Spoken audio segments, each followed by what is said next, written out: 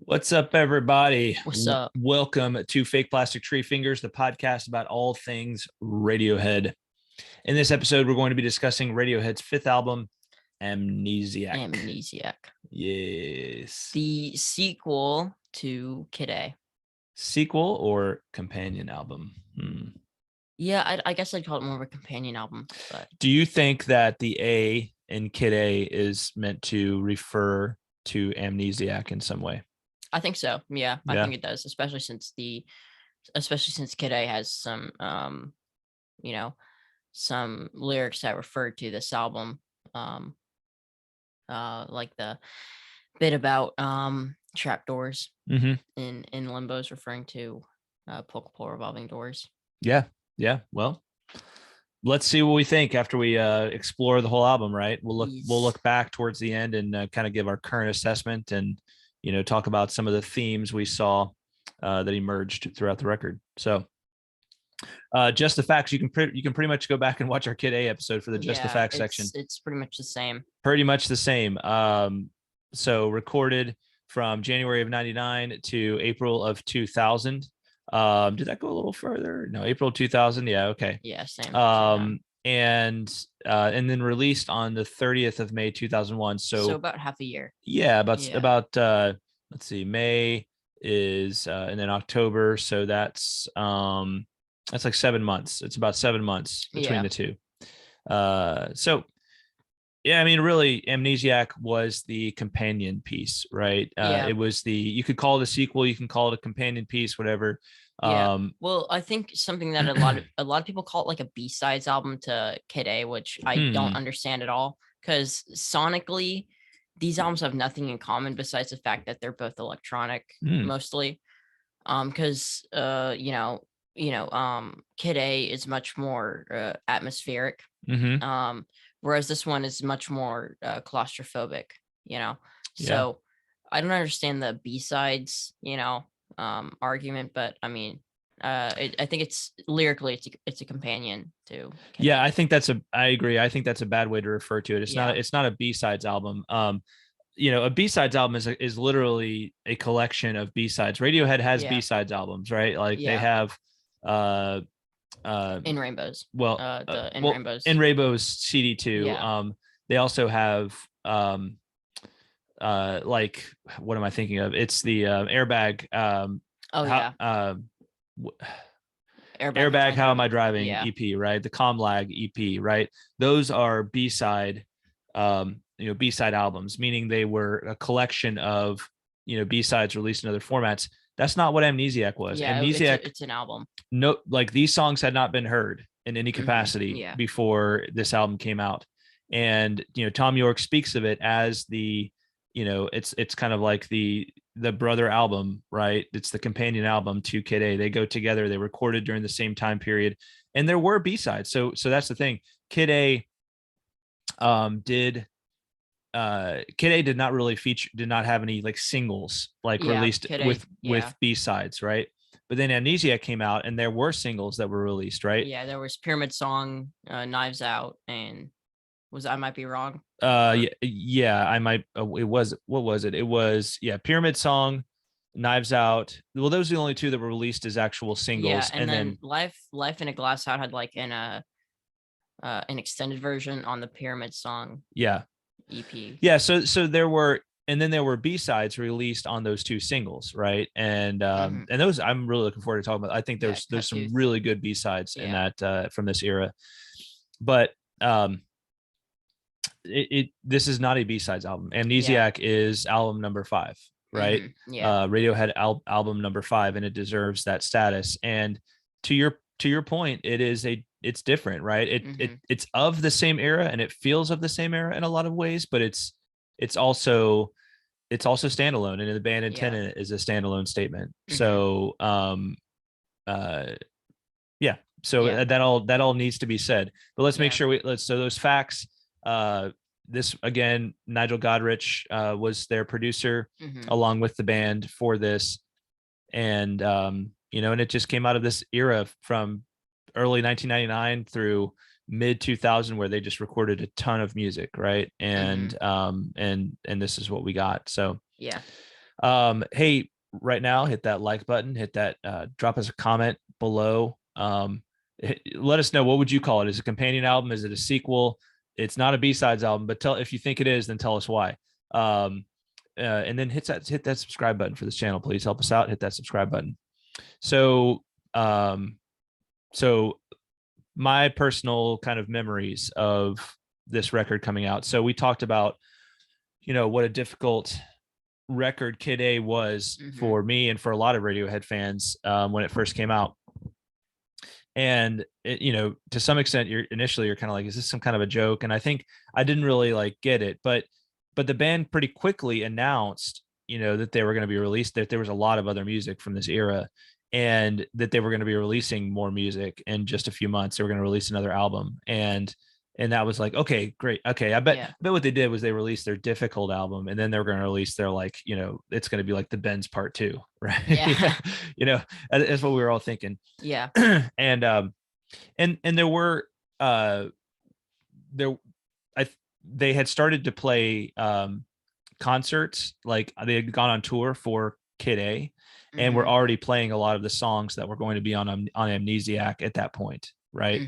In fact, Pyramid Song goes back to a bootleg from like 1999 and it was called Egyptian Song at that time. I think it was the Tibetan Freedom Concert in 1999. Tom York played it by himself, and that was, I think, the debut of that song. So everybody kind of knew this one was coming. And then we, I Might Be Wrong, Dollars and Cents, You and Whose Army. These were all songs that the band was playing on their tour, right? So we knew these songs, and we're looking forward to hearing the studio versions of them. So, I was looking forward to this record coming out. It came out, and I was like, all right. Knives Out had been one they talked a lot about, and the Ed had talked about in their studio diaries, right? And and then Pyramid Song, like, I think right off the bat, everybody was like, this song is pretty amazing, right? Yeah. And I think Kid A had like conditioned people to be like, okay, maybe we're never going back to the like to the Benz, right? Yeah. Maybe we're never going back to back. that era. Yeah. And so people, I think, were a little bit more able to just accept Amnesiac for what it was. And it is a little more rockin', I would say, right? It's not, it's like, to your point, it's maybe not as atmospheric and ambient. It's a little bit more like claustrophobic. Yeah. And this one, like, it definitely has more guitar led tracks. And but I feel like the album kind of it's not the same rock that was on, like, the Benz or OK Computer. It's more of like a deserty rock sound. Interesting. Yeah. Good stuff. Yeah. So yeah, I mean, what any other thoughts before we jump into the tracks? Yeah, I mean, this album's actually pretty interesting for me because when I was first diving into Radiohead's discography, I remember this is the one that actually scared me away in the first time. I remember I got to this album and I listened to it, and afterwards I didn't listen to Radiohead for a while because I just didn't like it. I thought it was too weird. And so I mean, I didn't really like it at first. But it's grown on me a lot. It's grown on you a lot. Yeah. Me too. I think it's a pretty good one. Yeah. All right. Track 1. Packed like sardines in a crushed tin box. Yeah. Got to make sure you include those misspellings there. Packt, Packt, and crushed, Crushd. Yeah. Well, already in the beginning, we're getting with the song title, we're already getting like the claustrophobic. Yeah, you're compacting. Right? Yeah. The song title itself has that claustrophobic sense, and and he's doing it with the very words in the title, right? He's like pulling vowels out, right? Yeah, I think this is a I think this is a groovy track. It's probably the closest that Radiohead's actually ever gone to, like, almost like a dance song. Yeah. It's got a really nice groove to it. You don't think Idiotech is a dance song? No, I don't think it is. Tom seems to. He seems to. Yeah. He dances quite a bit to it, but no, I mean it does have kind of a little bit of a groove to it. I feel like it's a cool song. I really like it, but I don't know what you think, Brannick, but to me, it is one of their lesser opening tracks. Like it's not a knock your socks off opening track. Like I feel like I was conditioned to with their first 4 albums. Yeah, I mean, when I first, on the first couple of listens, I didn't really think much of this opening track, but when I've, the times I've listened to it more, it's grown on me a lot, especially when I listened to it last. I think it's one of the best songs on the album. And I think it's one of their best opening tracks. I definitely say it's better than You, even though You is a good song. I think I like this one better. It's not as good as like Airbag or Everything in Its Right Place, but I think it's still a pretty great opening track. Yeah, that sets the tone for the album. I mean, I can make the case for it. It's I think it maybe doesn't. I think it maybe is a function of what follows after it, being Pyramid Song, which is such an amazing song. But so it almost doesn't feel like it doesn't reach any kind of like big heights is I guess the thing, right? It's just this like, I'm a reasonable man, get off my case, get off my case. Tom doesn't need you to make a case for this song. He's like, this is a very reasonable song. Yeah. All right. It's not going to knock your socks off. It's just going to be purely reasonable. Right. Yeah. It's going to be exceedingly reasonable. So get off my case. Stop acting like I'm a bad song. The opening lines, after years of waiting, nothing came. As your life flashed before your eyes, you realize, like, it's interesting because I feel like that's about to be like you die, right? Like your life flashes before your eyes. And then it's like, you realize I'm a reasonable man. Get off my case. Yeah. Yeah. Yeah. And I think that's a very, interesting, opening line to start off, a very interesting way to start off the album. I think it's sort of like, maybe I think it kind of carries into the end of Kid A with the the afterlife. I will see you in the next life. Yeah, he's the life is flashing before his eyes, and then he realizes that it's not over, and he's a reasonable man. So yeah, it is really interesting to like consider Amnesiac as the companion album, and like what does that mean exactly, right? To companion to Kid A, right? Do these records go together? Do they form some kind of more cohesive story that we're meant to discover through them? Yeah, I feel like they do. There is. Yeah, I feel like they do. And I feel like why would they release 2 albums in such a short span of time if they didn't connect? Besides the fact that they could be I don't know. They could go together in some way. Yeah. They can inform each other. Yeah. Yeah. Especially since, some of the lyrics connect. Yeah. Yeah. Good point. But yeah, I mean, I really enjoy this opening track. I think it's one of a pretty great opening track. Cool. Yeah. I like it. It's it's just maybe not up to the same level for me as some of the other ones, but yeah, let's look at Pyramid Song number 2. Well, I mean, this is one of the most beautiful songs I've ever heard, probably. It's gorgeous, and also the time signature is very weird. I every time I listen to this, I'm like, okay, what time signature is this in? And I actually had to watch a video about it, and it actually is in 4/4, which is interesting.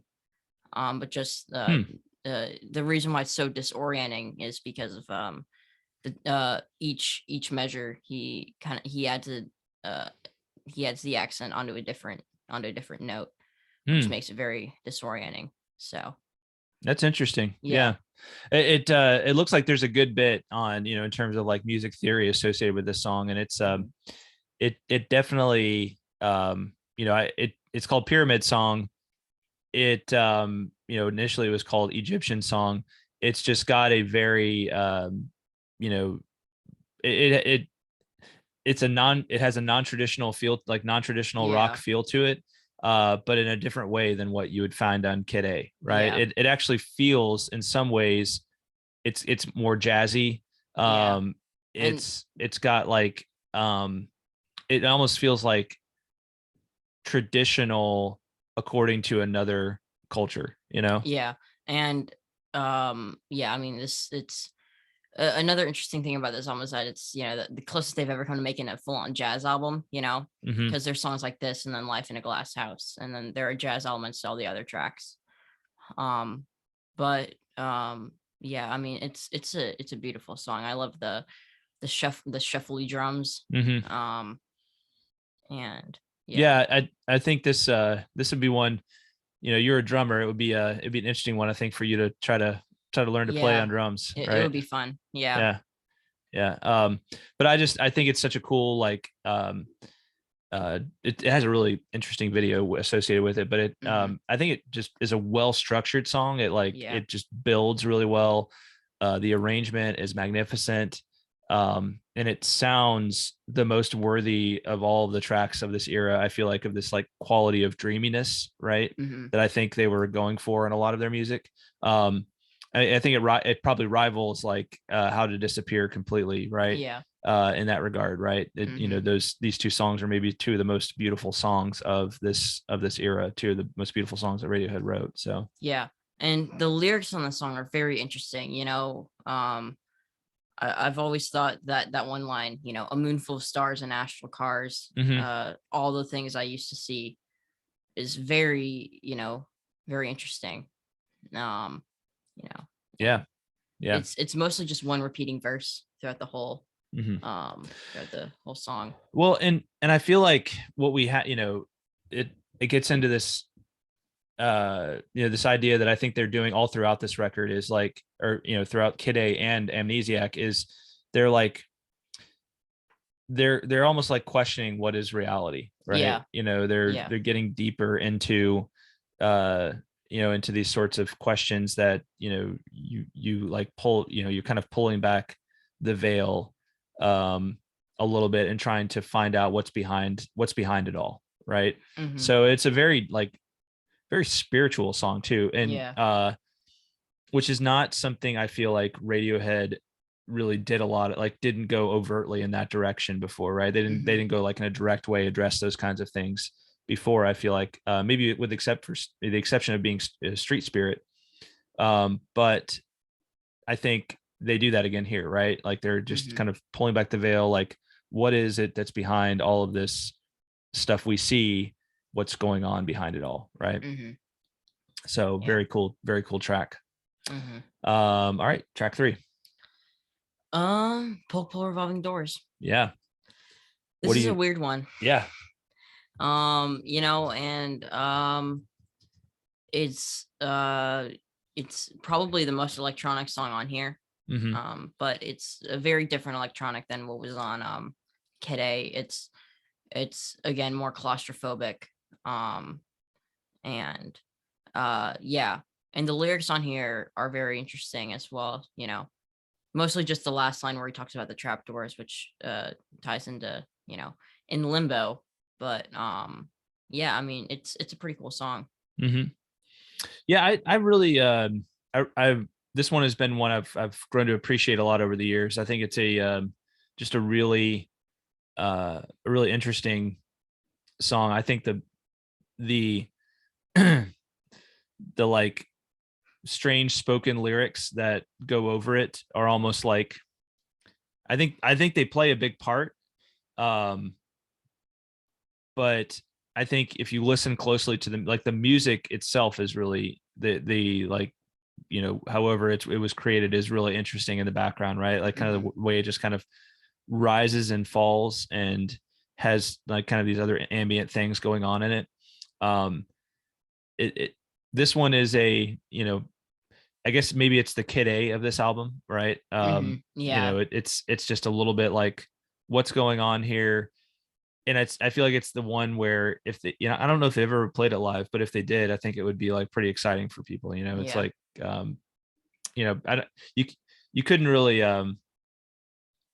it would be even more difficult, I think, to like sing along to than Kid A is. But I don't know, you might be able to pull it off. So maybe I do. I actually have kind of a left field appreciation for this song. Yeah, definitely. I think it's a pretty cool one. And also the on the Kid A Amnesia thing that they released a couple years ago, the Pulk Revolving Doors version of True Love Waits is also it's very cool. Yeah, that's right. That was really interesting to see that it was the it started as a way of doing True Love Waits. I'd forgotten that they revealed that. That was a pretty surprising thing to hear. So it's like you would not think of this as like the backing track for True Love Waits for sure. Yeah. So yeah, good point. Track 4. You and Whose Army. Yeah, You and Whose Army. Yeah, I mean, this one is a pretty all right track. I mean, it's not as good as I think the last couple tracks have been. But it's still a fine track. It starts off with just Tom and the guitar, and then it builds into something, and it's very it's a very I don't know, it's a strange track. Yeah, it's another one where, well, it really slows slows things down, and there's this willingness from the band to do anything at this point, right? Like they're just willing to try just about anything and find all these new directions. I don't know if this one works as well as they may have hoped for me. It's always been a little bit of a kind of sleeper. Yeah, kind of not a super interesting track. I feel like and again, we go back and look at Ed's diary. I think he even I think they had a lot of doubts about this song as they went along, right? And so I do think it's cool when it picks up toward, when it kind of picks up towards the end, and the rest of the band comes crashing in. But yeah, it's just doesn't do a whole lot for me. Even though they played it a lot on that they played it on that tour back in back in 2000 2001 when they were touring in support of Kid A, and then eventually Amnesiac. I think they played it a good bit. Is it on the I might be wrong live album? I don't think it is. I don't remember being on there. Let's see here. I might be wrong. Live recordings. No, it's not on there. Yeah. Probably realized this one's not that great. We could put in dollars and cents instead. Yeah. So anyway, not a one of the lesser songs on the album for me, for sure. Yeah. All right. I might be wrong. Yeah, I mean, this is probably the most rock song on the album. It's the most guitar driven song. It's got a desert rock groove to it. And I enjoyed it a lot. I think it's a pretty cool track. And it's also very interesting lyrically. I love the chorus where he goes, let's go down the waterfall, think about the good times and never look back. Yeah. I've always thought that was a little eerie. Yeah. Well, or it could be like freeing, Yeah. But it's this one's got a nice groove to it. This one's real driving. And it's again like they're just trying, they're going for the strangest melody, they're finding the strangest melodies and with a lot of these things. And but this one's all about the groove. This one's all about that the bass, the drums. But yeah, I like the let's go down the waterfall image too, right? It's just kind of let's just let it all go down the waterfall, think about the good times and never look back, right? Yeah. And I think this one I don't know if it really ties into that afterlife sort of feel, because well, actually, now that I think about it, it does, because in that verse he says, I used to think there was no future left at all. I used to think, and I think that's very interesting. Someone who thought there was nothing left, and they found this. and also I could have sworn I saw Light coming on. So yeah. So cool track for sure. Real quick, everybody, if you're this far into the video and you haven't liked it yet, what are you waiting for? Hit that like button. Come on. And if you haven't subscribed to our channel, you're 5 episodes, I'm assuming, into Fake Plastic Treefingers season 1. So it's time to subscribe to the channel and drop us a comment. Tell us why we were wrong about You and Whose Army, why it's really the greatest song on this album. Tell us which of the songs so far is your favorite, right? So hit us up with a comment, hit us up with a subscribe, hit us up with a like. Yeah, and also I'm just gonna say I used to think You and Whose Army was the best track on this album. Just gonna say it. But well, little did you know that you might be wrong about that. I was wrong. So yeah. All right. Knives Out. Yeah, well, when I first listened to this album and I heard the song, I was so confused. I did not like this at all. I hated it, actually. And it's never really been one of my favorites off of the album. I mean, it's grown on me a lot, I think it's a good track, but it's never really been my favorite off of this album. Yeah, I think it's the same for me too. Knives Out is kind of like the optimistic of this record. It got hyped up a lot and then. Yeah, well, and I remember them talking about, there's this whole thing that this song took them like almost a year from the time they started recording it to when they finished. And no, it took a little over a year. 373 days is what Ed said in his diary. And I think that, you hear that and you're like, well, then it's got to be one of the best songs ever. Yeah. It's got to be an epic. It's going to be amazing, right?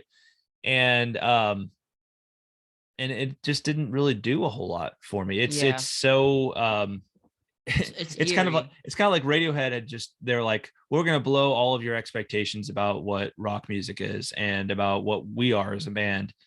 But here's a couple of songs that, I mean, they're kind of B-side-ish, but they're rock songs if you want some of that, right? It's like I'm not really sure what they saw in this song, but to me it's like, it might as well have been a B-side. I mean, there's honestly some B-sides that I think could have been more at home on this record in that place than Knives Out. So it's interesting. The other thing I remember about it, of course, is that it was they felt like it was very it had a very strong Smiths vibe to it. And I can see that. I can kind of see that. But yeah, it's just for me it's the optimistic of Amnesiac. Yeah, and I don't find it. I kind of feel the same way. I think it's kind of a sleepy track. Not really sleepy. Just it had a lot going for it, and it just didn't really become, what it could have been. So I still like it though. So if Knives Out is the optimistic, I think that. Oh, hold on. Keep going, Brannick. Let's talk. I'm gonna just hold this with my hand right here. Yeah, well, I mean, I guess what I was gonna say, everybody, was that if Knives Out is the optimistic of Amnesiac, then for me, Morning Bell / Amnesiac is the In Limbo of Amnesiac. Yeah, I can kind of see that. I feel like, I mean, I like the version. I like this version. I think it's cool to hear another version, but I think I like the I like the original version on Kid A better. And I think it's a more interesting take on it, and it is cool to hear it in 4/4 and with the bells, with the actual bells. But I don't know, it's never really been. I don't like it that much. Well, so for those of you listening, my microphone stand came off, which I've used this thing for years for my other podcast, and this has never happened. So I'm just going to hold it in my hand right here for the rest of the episode, and then I'll fix it before the next one. Yeah, I'm not a big fan of this one. It's like, I don't understand why they included it. And to me, it's like, I would have rather had a 10-song album, I think, than have this here. This again feels to me like it could have been an interesting B-side, but it just, I don't get it in terms of the album. It's kind of like how do maybe they released Morning Bell as a single after the album and then put this on there. I think that would have made much more sense, especially since they've put remixes on B-sides before. Yeah. Yeah. So yeah, I agree. And so here's my question for you, Brandon. Which version of Morning Bell, just in isolation, do you prefer? So for a while, it's actually this one. Yeah. I always thought this one was better, but I think I like the Kid A version better. Definitely. Yeah, me too. I just don't care for this one much at all. Yeah. The one on Kid A is actually pretty good, I think. Yeah, I think this it's one of the best songs on the album. Yeah, this one not so much. So, all right. Well, track 8, Dollars and Cents. Yeah, Dollars and Cents. Pretty. I think it's a cool one. This is one that sounded really cool live. The recording maybe a little. I don't quite love the production, but I still think it's a pretty cool track. Yeah. And to be honest, this is always the one I feel like I forget about. I have trouble remembering what it goes like. Even right now, kind of having trouble remembering it. Mm-hmm. But I mean, it's a pretty good track. I think I like it more than Morning Bell, and I like it more than Knives Out probably. Yeah. But maybe not Knives Out, but I mean, it's not really the Idiotech of this album. Yeah. But of course, I can make another Idiotech. Well, not every song has to have a perfect corollary on on the album. It's a different album, but I think this lyrically it's a pretty interesting one. I think it's the groove they're going for. It reminds me a little bit again of like sort of like avant-garde jazz kinds of sounds. I think what they were trying to do on Pyramid Song is similar to what they're trying to do here with Dollars and Cents. And I think they did a pretty good job. It's a memorable track. Probably not the best on the album, but it's pretty good. It's a groover.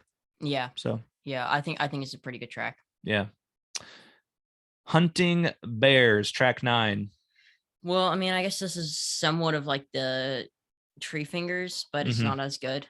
And it's really honestly kind of it's fun to hear I think the guitar playing in the song is pretty cool, but it's just kind of the same thing on repeat, and it doesn't need to be 2 minutes long. Yeah, I feel like it's like the same riff as Knives Out, but like played differently and without a rock song behind it. Yeah. And interestingly, I think I realized at one point that that's like the same melody roughly as like the middle portion of Paranoid Android, right? I think if you do a comparison, a sonic comparison between the different between the melodies of those 3 songs are actually pretty similar. This one is like it's just kind of that soundscape thing. I guess to me it feels like it would have been more at home on Kid A, right? It would have maybe fit a little bit more on Kid A. I don't know. I feel like since this one has more of a guitar led feel, I think it works pretty well on this one. Oh yeah. Yeah. I don't know. I think this one just works a little bit better in the context of Amnesiac. Mm-hmm. So. Well, yeah. I mean, there's not much to say about it because there's no words, and it's pretty short. So it's all right. It's all right. Track 10, Like Spinning Plates. Well, so I like this one a lot. I think it's a pretty good track. I think I like actually the piano version that they released. The live version, yeah. Well, just the piano version. Oh, I see what you're saying. Yeah. Kid Amnesia. I was thinking of the they did a live there's a live version of it on I might be wrong, the live recordings. Yeah. I've heard that before and I really like it, but I really enjoy I think it's called the Spinning Plates YS version. Mm-hmm. And I think it's very beautiful and very eerie.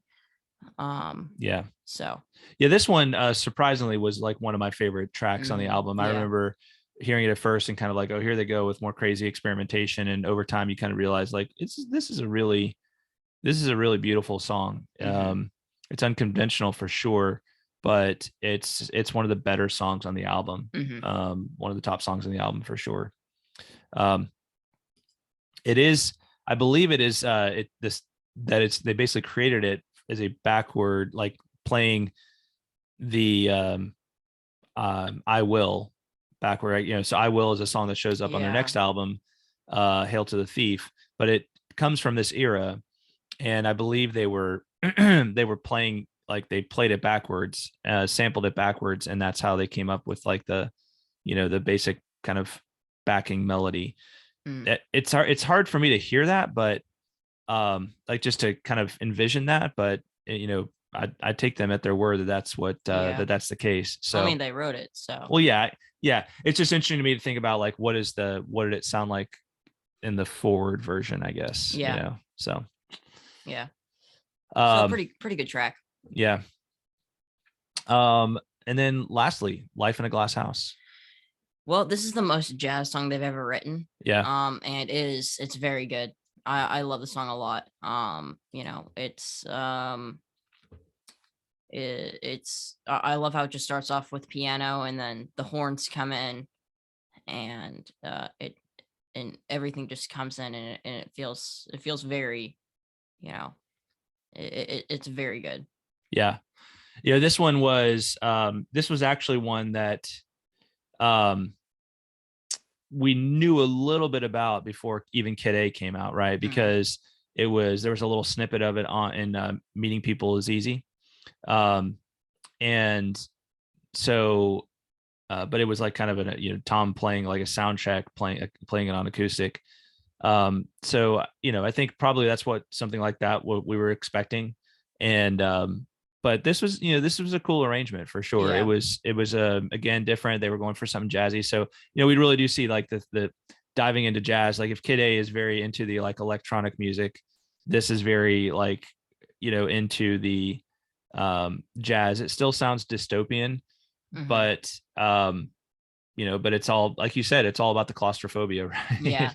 Yeah. And I think something interesting about the lyrics, as I read them earlier, and I feel like maybe this whole thing, this whole Amnesiac and Kid A was sort of like a dream that someone's telling, that someone's telling someone, because it's there's like that one line where they're talking about talking about something that happened. I think like what is it? Well, of course, I'd like to sit around and chat. He's kind of talking. He'd like to chat, but he needs to tell someone about this. Yeah. And yeah. So I think it's a very, very, very great track. I'd love to sit around and chat. I'd like to sit around and chat. Only there's someone listening in, right? Yeah. So it's the sense of like being watched, right? Yeah. And of kind of like someone managing your life for you. So yeah, and then that pretty much just ends the streak of the last couple albums ending on a hopeful note. Yeah, that's true. This is there goes that optimistic final thought thing. Tom's final optimistic thought of the day. No more, right? So only I'd love to sit around and chat. Only there's someone listening in, right? Yeah, but I mean, you could take that in a hopeful way, like someone who's been through something traumatic. Yeah, there's someone listening to them talk about this. Yeah, it doesn't really come off that way to me though. Listening to the song, I can see what you're saying, but it doesn't feel that way to me. But at the same time, the end of Street Spirit doesn't really sound all too happy either. Well, it doesn't sound happy, but it sounds like there's a difference between happy and optimistic, right? That's true. Optimistic would be like, I mean, immerse your soul in love is a hopeful thing to say, right? It's like an admonition of hope, right? This one's like, I can't really sit around and chat because there's someone listening in, right? That's true. Yeah. But I feel like it's just how you take it, it kind of depends on how you hear it. Yeah. So. Fair enough. All right. So Brannick, your current assessment of this album? Yeah, well, I mean, I said earlier, this was the album that scared me away from Radiohead. And the times when I've come back and listened to it, each time it gets better. I feel like it gets better every single time I listen to it. And I know I said a lot of the songs in here I wasn't a big fan of, like, You and Whose Army, Knives Out. But I mean, I think even though in Morning Bell, I don't really like those songs outside of the album, but I think inside the context of the album, those songs work very well. Maybe minus Morning Bell, but yeah. So I think this is a very good album. So yeah, I think it's a good one. I think there are a few missteps on it, and you know, I think it's got, let's see, 1, 2, 3, you know, at least 3, maybe 4, like, of Radiohead's best songs on it, right? Pyramid Song, undoubtedly. I might be wrong. I might be wrong. Pulk, Pull Revolving Doors, Life in a Glass House, Like Spinning Plates. Those are all great songs. And I'd also say Packed Like Sardines in a Question Box. Yeah, I'd agree. It's pretty good. This just, you know, between that, like, You and Whose Army, Morning Bell, Amnesiac, Hunting Bears, Knives Out, like these songs, I don't know, they just don't do a whole lot for me. So I don't know, between Kid A and Amnesiac, how I feel about, like, I look back and I think, man, they could have had like one longer outstanding album, right? Maybe. But I don't know. I'm you know, I go through phases where I'm like, I'm just totally in love with Kid A, and then Amnesia, you know, and kind of with Amnesiac too, and then times where I'm like, but they are flawed, right? They like, I feel like they're perfect, flawed, really. And but there's a lot of great tracks from this era, right? And not just the ones that are on these albums, right? There's a whole lot of B-sides that were part of the Amnesiac singles that are going to be a lot of fun to talk about when we get there. So but this was is an interesting period for Radiohead. I mean, it really is the period. You know, OK Computer made them, you know, kind of this amazing rock band, like, that everybody was like, just, you know, wow, they're amazing. And then this was like, what are they doing? But okay, I guess I feel like these were sort of like their, if you're a real fan, then you'll stay on albums. Yeah, well, I feel like this is where, like, this is where they really finally defined who Radiohead was. It's like, this is who we are, whether you like it or not, right? Yeah. So deal with it, right? It's like the, you know, sunglasses coming down, deal with it, right? On Tom York. Yeah. So what's your favorite song on here? Yeah, I mean, I don't know, because there are like 6 songs on here that I absolutely adore, and then the rest are just kind of there. You know, I love, you know, Pyramid Song. That's probably my favorite overall. But then each time I listen to it, I kind of have a new favorite. So I guess for the last time I listened to it, it was probably Packed Like Sardines in a Question Box. All right. Very cool. Yeah. I think I just go with Pyramid Song. I mean, I think it's just such a great track. Really amazing, just in every way. So one of their greatest songs, in my opinion. So hey, let us know in the comments what your favorite track off of Amnesiac is. Let us know all the things we were wrong about, all the things we were right about, and we'd love to hear from you. If you haven't already, make sure you hit that like button, hit that subscribe button, and just talk to us, talk back at us about your thoughts on Amnesiac. Tell us if you think Amnesiac is the greatest album of all time. Make the case. Make the case for why it's better than Kid A, why it's their best album. We want to hear you. Yeah. All right, that's it for Amnesiac. Good conversation there, Brannick. Yeah, it was very interesting. All right. Very interesting to see how Kid A and Amnesiac tie in. Absolutely. Well, next time we're talking about Hail to the Thief. Hail to the Thief. It'll be interesting. Absolutely. All right, everybody. Thanks for listening. We'll talk at you next time. Bye. Bye-bye.